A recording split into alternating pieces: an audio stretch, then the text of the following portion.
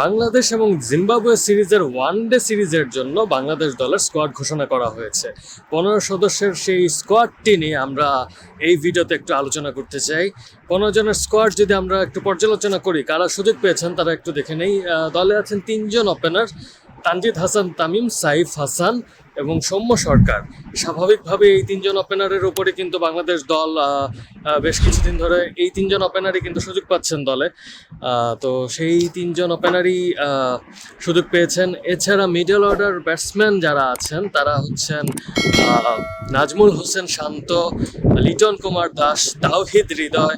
এছাড়াও বাংলাদেশ দলে আরও যদি স্পেশালিস্ট ব্যাটসম্যান হিসেবে যারা সুযোগ পেয়েছেন তাদের কথা বলি, নুরুল হাসান সোহান যিনি ব্যাকআপ উইকেট কিপার ব্যাটসম্যান হিসেবে আছেন, এবং অলরাউন্ডার হিসেবে মোসাদ্দেক হোসেন সৈকতের কথা বলা যায়। তো এই 8 জন মোটামুটি বাংলাদেশ দলের স্কোয়াডে ব্যাটসম্যান হিসেবে আছেন। এছাড়া 3 জন স্পেশালিস্ট স্পিনার হিসেবে আছেন। মেহেদী হাসান মিরাজ অধিনায়ক, স্বাভাবিকভাবেই তিনি দলে আছেন। তানভীর ইসলাম তিনি সুযোগ পেয়েছেন, এবং সুযোগ পেয়েছেন দলে রিশাদ হোসেন।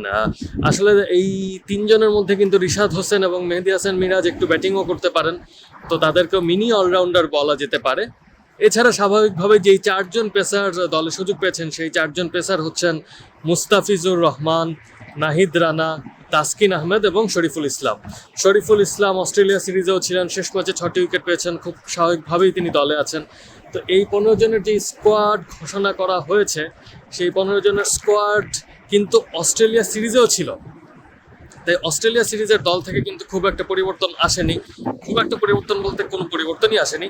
যারা ছিলেন তারাই আছেন, তারাই খেলবেন জিম্বাবুয়ে সিরিজে। আসলে জিম্বাবুয়ে সিরিজে বাংলাদেশ খুব একটা পরীক্ষা নিরীক্ষার মধ্যে যেতে চায়নি।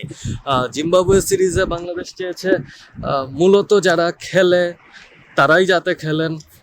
মূলত যেই স্কোয়াড সচরাচর খেলছে সেই দলে খুব একটা পরিবর্তন আসেনি। তাই পেস বোলিং ডিপার্টমেন্টেও কিন্তু চেঞ্জ আসেনি।